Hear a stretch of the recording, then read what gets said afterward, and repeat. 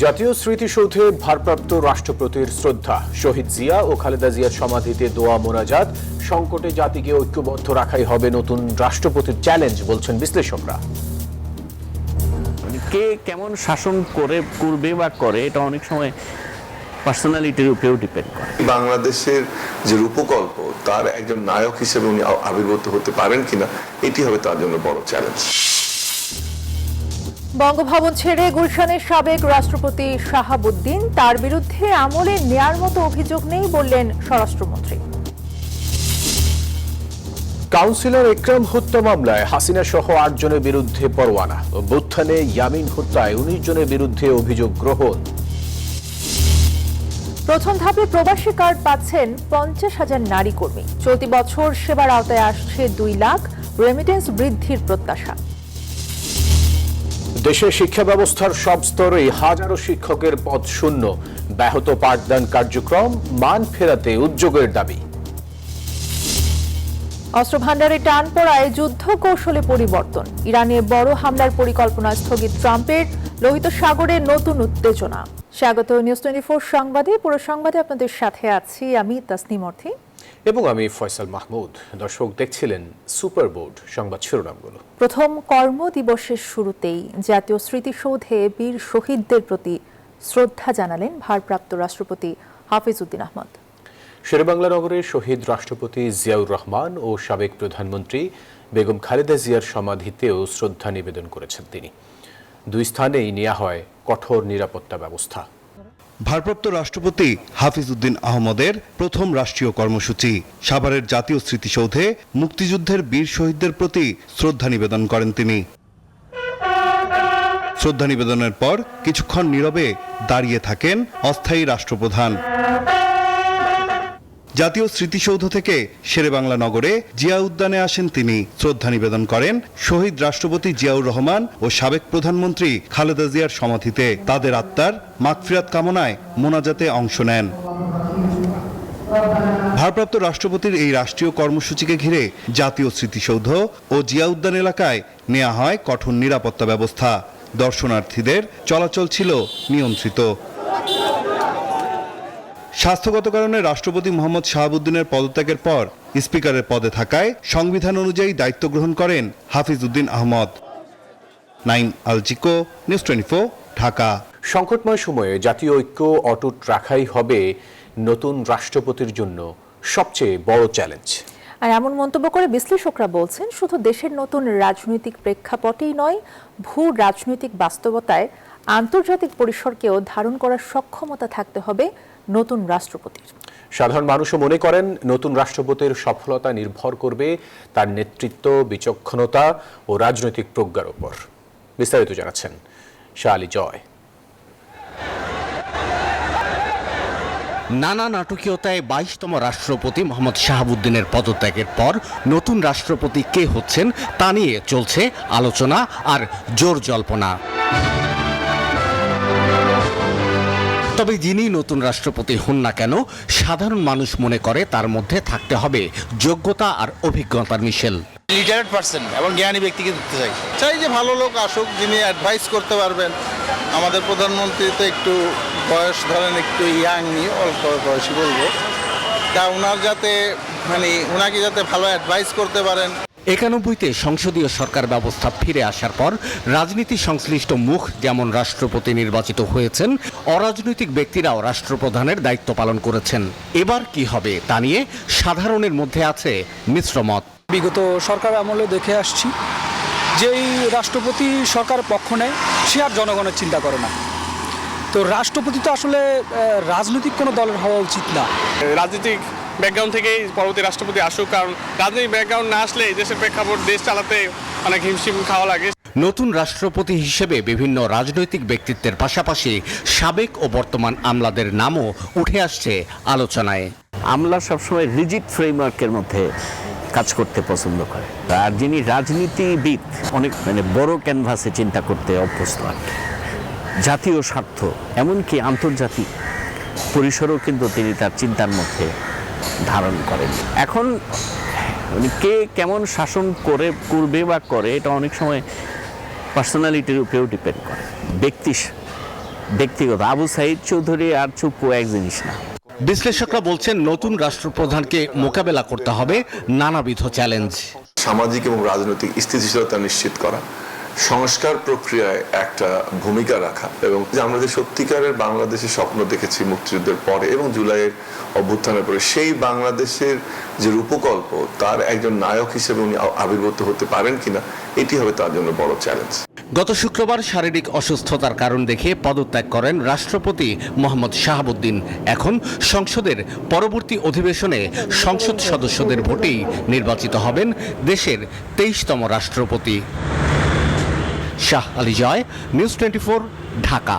৩৯ মাসের রাষ্ট্রপতির দায়িত্ব পালন শেষে পদত্যাগের 2 দিনের মাথায় বঙ্গভবন ছাড়লেন মোহাম্মদ শাহাবুদ্দিন। বঙ্গভবন ছাড়াকে কেন্দ্র করে ছিল না কোনো আনুষ্ঠানিকতাও। রোববার দুপুরে বঙ্গভবন ছেড়ে গুলশান 2-এ নিজের বাসভবনে পৌঁছান তিনি। বঙ্গভবনের দরজা আজ আর কোনো রাষ্ট্রীয় আড়ম্বরের সাক্ষী হয়নি। নীরবেই শেষ হলো দেশের 22তম রাষ্ট্রপতি মোহাম্মদ শাহাবুদ্দিনের অধ্যায়। পদত্যাগের 2 দিন পর রাষ্ট্রীয় বাসভবন ছেড়ে নিজের ঠিকানায় ফিরলেন তিনি। পেছনে রেখে গেলেন বাংলাদেশের সবচেয়ে ঘটনাবহুল রাজনৈতিক সময়ের এক বিতর্কিত অধ্যায়। বঙ্গভবনের কর্মকর্তা কর্মচারীদের সঙ্গে বিদায়ী সাক্ষাতের পর দুপুরে গুলশানের বাসার উদ্দেশ্যে বেরিয়ে যান তিনি। এখন থেকে গুলশান 2-এর 123 নম্বর সড়কের নিজ বাসভবনে থাকবেন তিনি। 2023 সালের 24 এপ্রিল রাষ্ট্রপতির দায়িত্ব নিয়েছিলেন মোহাম্মদ শাহাবুদ্দিন। তার মেয়াদকালেই অনুষ্ঠিত হয় বিতর্কিত দ্বাদশ জাতীয় নির্বাচন, ঘটে ছাত্র জনতার গণঅভ্যুত্থান, ক্ষমতাচ্যুত হয় শেখ হাসিনা সরকার, গঠিত হয় অন্তর্বর্তী সরকার এবং পরে ত্রয়োদশ জাতীয় সংসদ নির্বাচন। বাংলাদেশের সাম্প্রতিক ইতিহাসের সবচেয়ে ঘটনাবহুল রাজনৈতিক সময়ের নীরব সাক্ষী ছিলেন তিনি। আমি আইন অনুযায়ী শুক্রবার স্বাস্থ্যগত কারণ দেখিয়ে পদত্যাগ করেন মোহাম্মদ শাহাবুদ্দিন। বাংলাদেশের ইতিহাসে অধিকাংশ রাষ্ট্রপতির বিদায়ী ছিল অনেকটা নীরব। তবে 2023 সালে সাবেক রাষ্ট্রপতি আব্দুল হামিদকে দেয়া হয়েছিল রাষ্ট্রীয় গার্ড অব অনার ও আনুষ্ঠানিক বিদায়। সেই তুলনায় মোহাম্মদ শাহাবুদ্দিনের বিদায় যোগ হল নির্ভীত বিদায়ের তালিকায়। মাহমুদুল হাসান ইমন, নিউজ 24, ঢাকা। সদ্য বিদায়ী রাষ্ট্রপতি মোহাম্মদ শাহাবুদ্দিনের বিরুদ্ধে ফৌজদারি ব্যবস্থা নেয়ার সুযোগ নেই। বিরোধী পক্ষ তার বিরুদ্ধে ব্যবস্থা নেয়ার যেসব দাবি জানাচ্ছে তা আমলে নিচ্ছে না সরকার। এসব কথা জানিয়েছেন স্বরাষ্ট্রমন্ত্রী সালাউদ্দিন আহমদ। দুপুরে সচিবালয়ে তিনি বলেন, বর্তমান সরকারকে অনেক সহযোগিতা করেছেন মোহাম্মদ শাহাবুদ্দিন। সংবিধান অনুযায়ী রাষ্ট্রীয় সুরক্ষা এবং সুযোগ সুবিধা পাবেন তিনি। শারীরিক অসুস্থতায় মোহাম্মদ শাহাবুদ্দিন রাষ্ট্রপতির পদ থেকে সরে যাওয়ার পরই তার বিরুদ্ধে ব্যবস্থা নেওয়ার দাবিতে সোচ্চার এনসিপি, জামায়াত সহ বিরোধী পক্ষ। বিভিন্ন স্থানে মামলার আবেদন, এমনকি গ্রেপ্তারের দাবিও উঠেছে। সংবিধানের 51 ধারা অনুযায়ী রাষ্ট্রপতির দায়িত্ব পালনের সময় তাকে আদালতের কাছে জবাবদিহি করতে হয় না, এমনকি মামলা কিংবা গ্রেপ্তারি পরোয়ানাও জারি করতে পারে না আদালত। এবার রাষ্ট্রপতির পদ ছাড়ার পর মোহাম্মদ শাহাবুদ্দিনের সে সুরক্ষা থাকবে কিনা প্রশ্ন উঠেছে। সচিবালয়ে সাংবাদিকদের স্বরাষ্ট্রমন্ত্রী বলছেন, আইন অনুযায়ী তার বিরুদ্ধে ব্যবস্থা নেওয়ার সুযোগ নেই। সরকার এসব অভিযোগ আমলে নিচ্ছে না। আমরা গণ অভ্যুত্থানের পরবর্তী সময়ে কি প্রত্যাশা করি?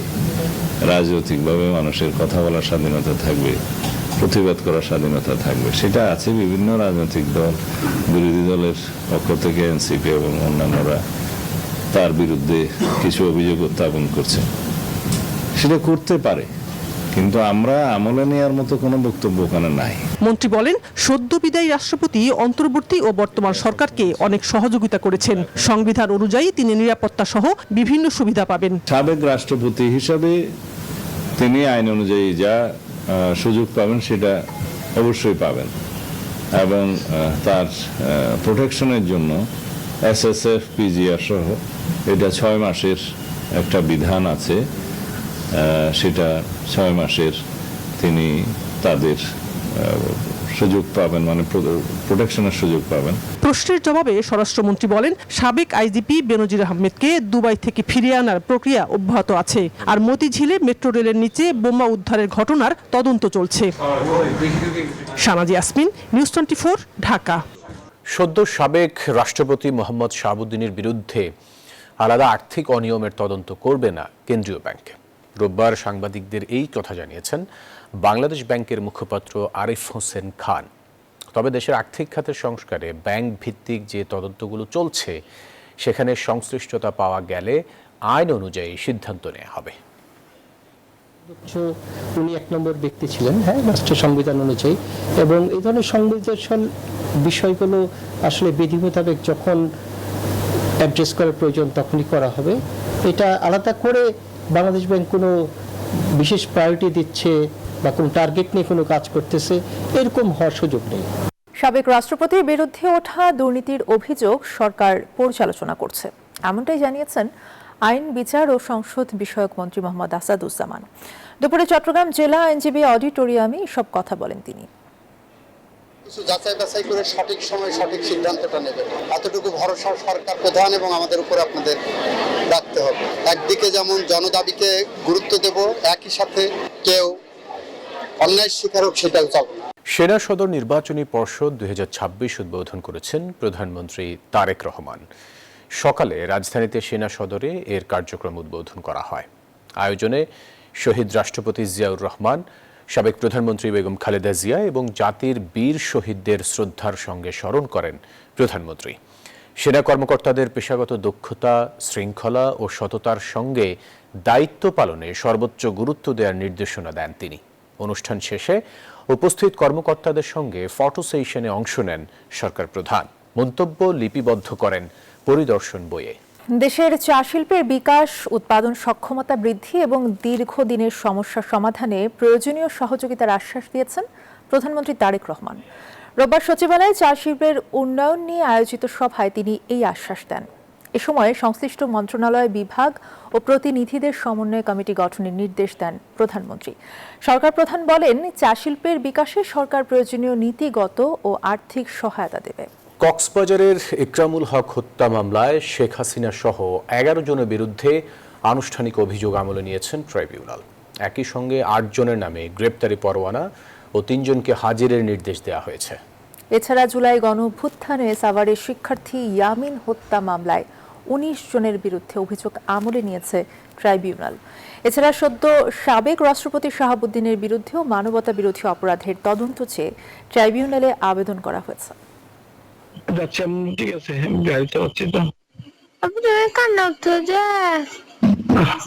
2018 সালের ক্রসফায়ারের মৃত্যুর ঠিক আগ মুহূর্তে নিজের মেয়ের সাথে এভাবেই কথা বলছিলেন কক্সবাজারের কাউন্সিলর একরামুল হক, যা শুনলে এখনো হু হু করে উঠবে যে কারো বুক।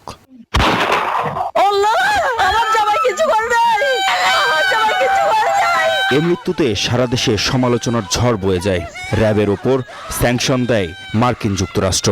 একরামকে ক্রসফায়ারের অভিযোগে তদন্তে নামে ট্রাইব্যুনালের তদন্ত সংস্থা। রোববার আনুষ্ঠানিকভাবে ট্রাইব্যুনালের তদন্ত প্রতিবেদন দাখিল করে প্রসিকিউশন, যেখানে প্রধান আসামি শেখ হাসিনা। অন্যদের মধ্যে আছেন আসাদুজ্জামান খান কামাল, ওবায়দুল কাদের, বেনজির সহ র্যাবের কর্মরত 6 জন সেনা কর্মকর্তা।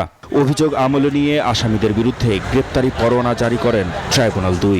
একরামের মোবাইল ফোনটা সুইচ অন ছিল এবং সেই সুইচ অনটা থাকা অবস্থায় তার মেয়েরা এবং তার স্ত্রী এই হত্যাকাণ্ডের এই যে ফায়ারিংয়ের আওয়াজ, তারপরে একরামের যে কথোপকথন, এগুলো সব শুনতে পাচ্ছিল। এই বদির পরিকল্পনায় এই ঘটনাটা ঘটেছিল, কারণ এই একরাম ছিল তার প্রতিপক্ষ।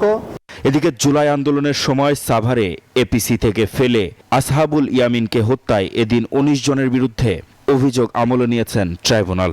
এ সময় সাবেক এমপি সাইফুল সহ 13 জনের বিরুদ্ধে গ্রেপ্তারি পরোয়ানা জারি করা হয়। এই আসামিদের বিরুদ্ধে ট্রাইব্যুনাল অভিযোগ আমলে নিয়েছেন এবং আমাদের প্রেয়ার অনুযায়ী যারা ইতিমধ্যে গ্রেফতার আছে তাদেরকে এই মামলায় সনেরেস্ট করেছেন। যারা পলাতক আছে তাদের বিরুদ্ধে গ্রেফতারি পরোয়ানা দিয়েছেন।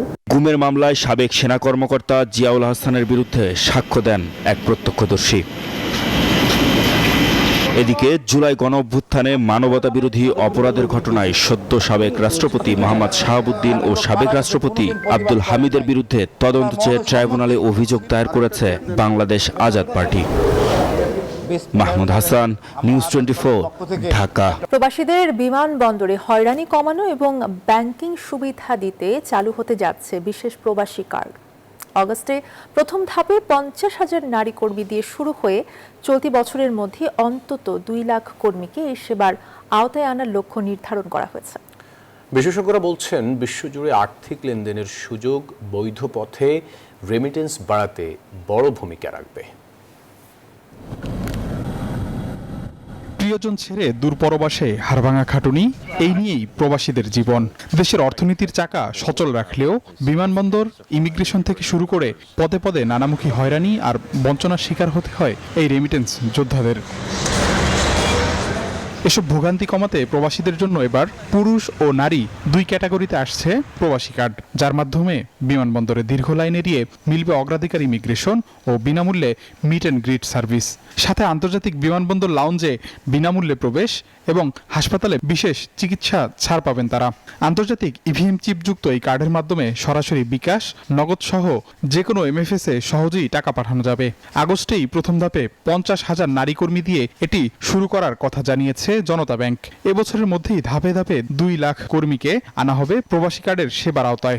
প্রাথমিকভাবে এই জর্ডানে যে নারী কর্মীরা যাচ্ছে তাদের মধ্য থেকে হয়তো 500 একটা পাইলট বেসিসে শুরু করা হবে এবং পর্যায়ক্রমে বিশ্বের যে কোনো দেশে যে সমস্ত আমাদের শ্রমিকরা যায় সেই সমস্ত জায়গাগুলো এগুলোতে এক্সটেন্ড করা হবে। এই উদ্যোগ প্রবাসীদের ব্যাংকিং চ্যানেলে রেমিটেন্স পাঠাতে আরও বেশি উদ্বুদ্ধ করবে বলে মনে করছেন খাত সংশ্লিষ্টরা। সত্যিকার অর্থে আমরা কিন্তু রেমিটেন্সের সম্পূর্ণ সুফলটা ভোগ করি না, কারণ দেখা যায় যে অনেকেই এই বিভিন্ন জটিলতা, দেরি হয়, সব জায়গায় ব্রাঞ্চ নেই, ছুটি নিয়ে তিনি ব্যাংকে যেতে পারছেন না, তারা সহজ পন্থা ইনফর্মাল সেক্টরকে ব্যবহার করেন এবং সেই টাকাটা দেশে আসে, কিন্তু সেটা কিন্তু দেশের অর্থনীতিতে কোনো যোগ আমরা হতে দেখি না। এটা কিন্তু একটা বড় সম্ভাবনার জায়গা যদি আমরা বাধ্যতামূলক করতে পারি যে যেভাবেই হোক সেই কার্ডের মাধ্যমে টাকা পাঠাবে। রাষ্ট্রায়ত্ত জনতা ব্যাংকে একটি অ্যাকাউন্ট, বৈধ পাসপোর্ট, NID এবং BMET স্মার্ট কার্ড থাকলেই যে কোনো প্রবাসী সহজে সংগ্রহ করতে পারবেন এই কার্ড। আবি আব্দুল্লাহ, নিউজ 24, ঢাকা। দেশজুড়ে শিক্ষার মান নিয়ে প্রশ্ন নতুন নয়, তবে সেই প্রশ্ন আরও জোরালো হয়েছে শিক্ষক সংকট, প্রধান শিক্ষক পদে শূন্যতা, বিষয়ভিত্তিক শিক্ষকের অভাব এবং প্রাইভেট টিউশনি নির্ভরতা বৃদ্ধির অভিযোগে। সব স্তরেই হাজার হাজার শিক্ষক পদ শূন্য, আর এতে ব্যাহত হচ্ছে শিক্ষা কার্যক্রম। আরও জানাচ্ছেন রাশেদ রায়হান। স্কুল যেন এখন অভিভাবকের কাছে সন্তানের শুধু উপস্থিতি নিশ্চিত করার একটি প্রতিষ্ঠান। পড়া শেখাতে স্কুলের চেয়ে বেশি ভরসা রাখতে হচ্ছে প্রাইভেট শিক্ষকের উপর, ফলে খরচ বাড়ছে। শ্রেণীকক্ষে পাঠদান নিয়ে প্রশ্ন, শিক্ষক সংকটে ব্যাহত হচ্ছে রুটিন, তদারকির ঘাটতি, সব মিলিয়ে দিন দিন কমছে শিক্ষার মান। কয়েকটা টিচার আছে যারা কোচিং করায়, কোচিং করানোর টাইমে আমাদের এখানে পরীক্ষার বিভিন্ন ধরনের সুবিধা দেয়। যারা কোচিং করে তাদের থেকে আপনার প্রতি মাসে 2500 টাকা করে দেয়। স্কুলে কিছু বোঝানো হয় না, বুঝতে চাইলেও ম্যাম ভালো করে বুঝায় না। স্কুলে ওইভাবে পড়ালেখা করলে তার এখানে আসতে হইতো না। বাইরের পড়াটা বন্ধ করা একমাত্র সমাধান হলো স্কুলের ভিতরে আরও বেশি কনস্ট্রাকটিভ লার্নিং নিশ্চিত করা। শ্রেণীকক্ষে পাঠদারি হওয়ার কথা শিক্ষার্থীদের শেখার প্রধান ভরসার জায়গা, কিন্তু বাস্তবে শিক্ষক সংকট, শিক্ষার মান নিয়ে প্রশ্ন এবং প্রাইভেট নির্ভরতা সব মিলে অভিভাবকদের বড় রকমের অসন্তোষ। তাই শিক্ষার মান ফিরিয়ে আনতে কার্যকর উদ্যোগ কি, সেই প্রশ্নের উত্তর খুঁজছে শিক্ষক, শিক্ষার্থী, অভিভাবক সহ সংশ্লিষ্ট সবাই। রাজধানীর তেজগাঁওয়ে শহীদ মনুমিয়া সরকারি উচ্চ বিদ্যালয়ে 3য় থেকে 10ম শ্রেণী পর্যন্ত শিক্ষার্থী 420 জন, শিক্ষক মাত্র 9 জন। এক শিক্ষকের কাঁধে 47 জন শিক্ষার্থীর দায়িত্ব, যদিও এই সংখ্যা হওয়ার কথা 30। প্রত্যেক ক্লাসে টিচাররা 7টা করে 6টা করে ক্লাস, মাস্টারও যাইতে হয় ক্লাসে, অ্যাসিস্ট্যান্ট হেডমাস্টার ক্লাস নিচ্ছে, নিয়ে এইভাবে আমরা চালাচ্ছি। দেশের অধিকাংশ সরকারি স্কুলে প্রয়োজনীয় শিক্ষক নেই, অনেক স্কুলে নেই প্রধান শিক্ষক। মাধ্যমিক, মাদ্রাসা ও কারিগরি মিলিয়ে 92,000 শিক্ষক পদ শূন্য। রাজধানীর ঢাকা কলেজের স্কুলে শিক্ষার্থী 2000-এর বেশি, 50 জন শিক্ষক থাকার কথা থাকলেও আছেন 33 জন। একই সংকট গভর্নমেন্ট সায়েন্স হাই স্কুলেও। কোনো মতে আমি গণিতের ক্লাসে টিচার পাচ্ছি না, তখন তো বাধ্য হয়ে আমার অন্য সাবজেক্ট ওই ক্লাসটাকে যাতে খালি না যায়, এই জন্য আমাকে তো কেউ না কেউ দিয়ে ওই ক্লাসটা চালিয়ে নিতে হয়। গভর্নমেন্ট স্কুলগুলোতে বর্তমানে শিক্ষক সংকট একেবারে চূড়ান্ত পর্যায়ে, বেশ খারাপ, নাজুক অবস্থা। মাউসি বলছে, বদলি ও নিয়োগের মাধ্যমে শিক্ষক সংকট দূর করার প্রক্রিয়া চলছে, কোচিংয়ের অভিযোগ পেলে ব্যবস্থা নেওয়া হচ্ছে। শ্রেণীকক্ষে যাওয়ার মতো শিক্ষক নেই, আবার কোনো জায়গায় দেখবেন যে শিক্ষার্থীর তুলনায় শিক্ষকের সংখ্যাই অনেক সময় বেশি। যেখানে যেখানে শিক্ষক বেশি আছে সেখান থেকে কম আছে যেখানে সেখানে দেওয়া হবে, সে ব্যাপারে আমাদের শিক্ষক নিয়োগ দেওয়া হবে। অভিভাবকদের প্রত্যাশা শুধু প্রতিশ্রুতি নয়, শ্রেণীকক্ষে তার বাস্তব প্রতিফলন ঘটাতে হবে। রাশেদ জায়খান, নিউজ 24, ঢাকা। দর্শক, এই ছিল নিউজ 24 সংবাদ। এতক্ষণ সাথে থাকায় ধন্যবাদ সবাইকে।